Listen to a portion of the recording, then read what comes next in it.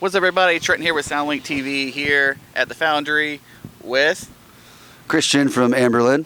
Yeah, awesome. So you guys are on the 20 Years of Tears tour, and it's a massive lineup, alternating throughout the tour and everything. So I guess that kind of keeps it fresh, seeing a few different bands, every now and again and stuff. So, what's the, lineup been like celebrating, what you guys have done through your career, what all these bands have done for your career, through their careers, and ultimately this whole subculture that's just taken over, last, 20 years, For sure, yeah. The tour's been great. We've had the same lineup here, so we're like 3 weeks into the tour at this point here. It's been the same 6 bands.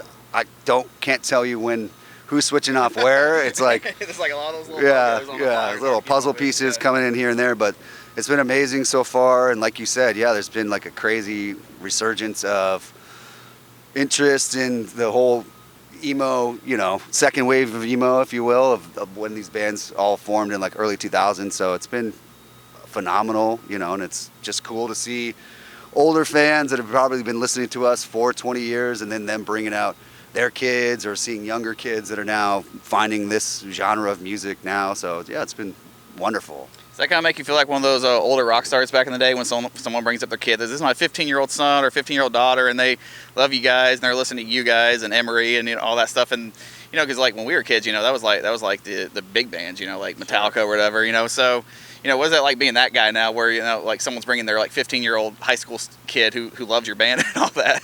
I mean, we love it, obviously, but I mean, it is strange to think that I'm at that age in my life. Like the other day, I was talking to someone and telling them, when the band formed or when we released our first record, and she was like, "That was when I was born." I was like, "Oh my God!" Like, "Oh yeah, you could be my daughter." Yeah. That's crazy, but it's very cool, that you are finding younger kids still into this kind of music and discovering it for the first time. So we love any aspect or any reason for us to still be on the road and for people to appreciate the music. Like, we'll take it for as long as it can happen. Yeah, so obviously the emo's not dead brand is really popular. Do you feel like that movement or that company or whatever you want to call it, what he's doing, what Matt's doing with that, and just this millennial nostalgia for the emo culture, do you feel like that's given your band an extra boost? That was there it's like a lull that you might have seen with Anberlin, and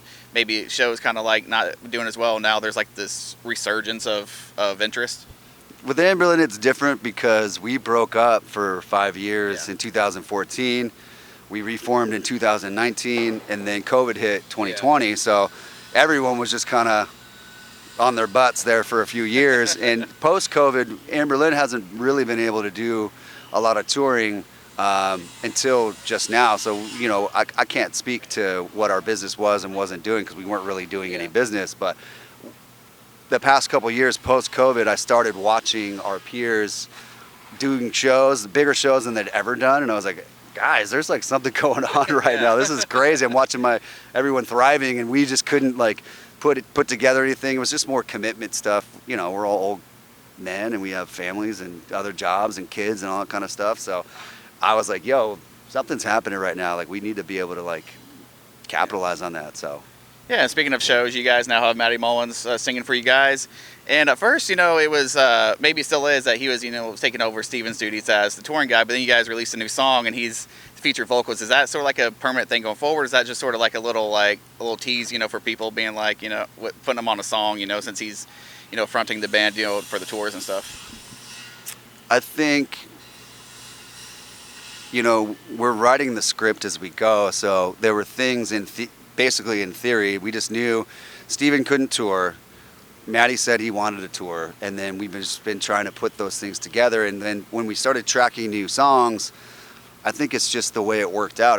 Originally we had said, Steven will still be on the records, and it just, I think moving forward, we were just looking towards Matty going like, is he just going to keep singing Steven's songs, or do we want to give him some of his own songs? And, Steven we're already writing new music that Steven's on. So it's like, I don't know. Like I said, we're just writing the script as we go. There was like nothing sneaky going on there. It was just like, I think at the time we hadn't really done anything yet. So we were like, yeah, probably Steven will still be the vocalist. And he came out and sang with us in when we played in Tampa a couple days ago, and like he's still involved. He's still like, we're all still friends. We're just trying to work out how that's all going to look moving forward, you know, over the next who knows how long. So yeah. So what was it about? You said he was available to tour, but what was it about him specifically as a vocalist, as a front man, that of all the guys you probably could have gotten to sing for this band, you know, like Matty was the right guy for it?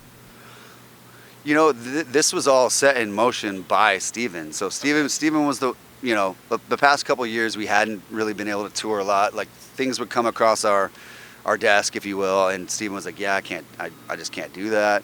And, you know, it was diminishing returns for a business that basically runs off of touring. That's our bread and butter, really, for any band. Like recording records and releasing them is not a profitable thing in and of itself. So it's kind of like tickets and T-shirts are a band's main, you know, source of income.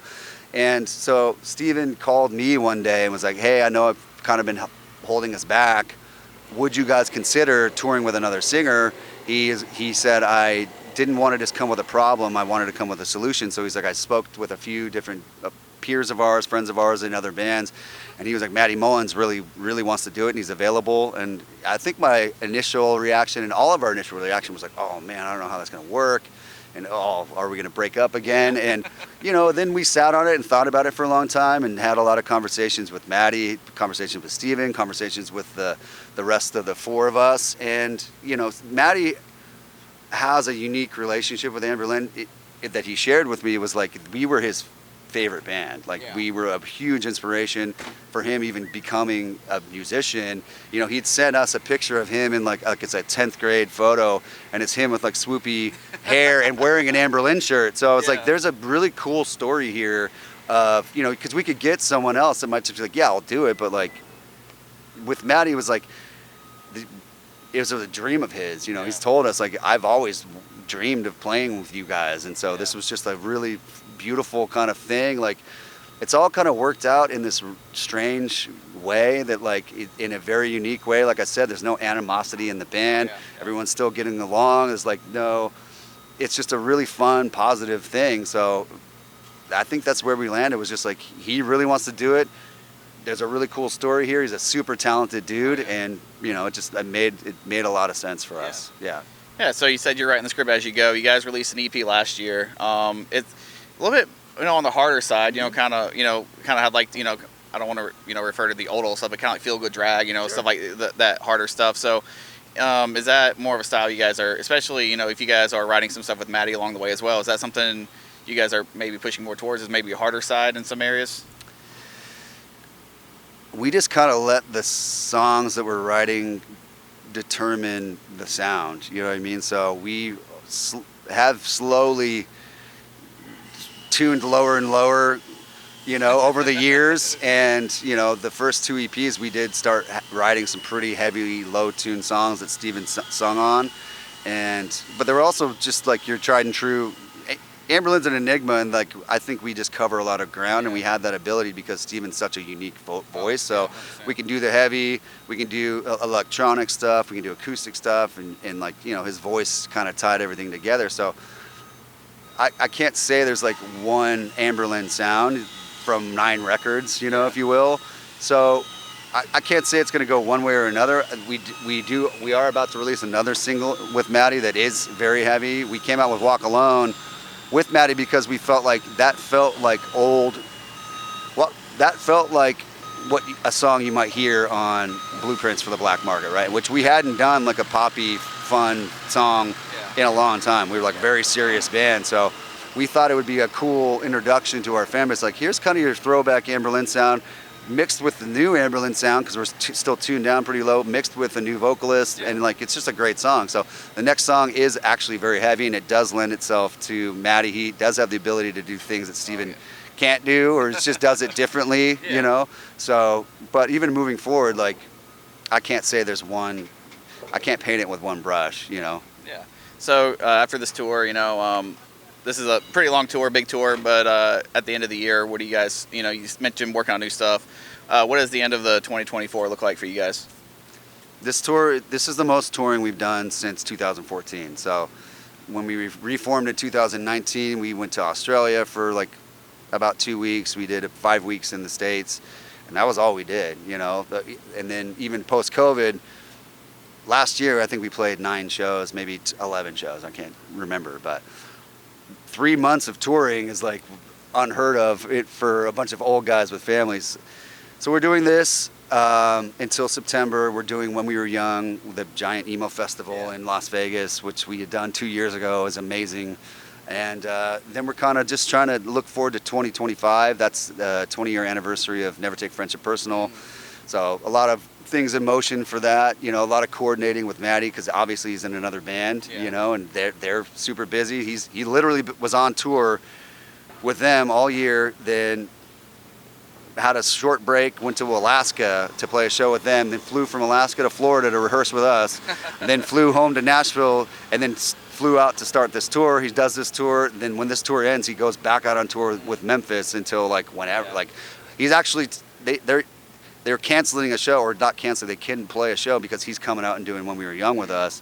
And so, you know, we're just trying to navigate multiple camps of, you know, moving itineraries and all that kind of stuff. So that's it for the year, and then just looking forward to next year. To be honest, this year was about proof of concept with Maddie, and this kind of was facilitating that, of like 3 months of touring, really getting out there, really showing people like Anberlin's back in action, like we're a full-time band again. So yeah. All right, well, thanks for your time today. Looking forward to seeing the set, looking forward to seeing the show and how the rest of the tour goes. I'm Trenton with SoundlinkTV, hanging out with Anberlin. Thanks for watching.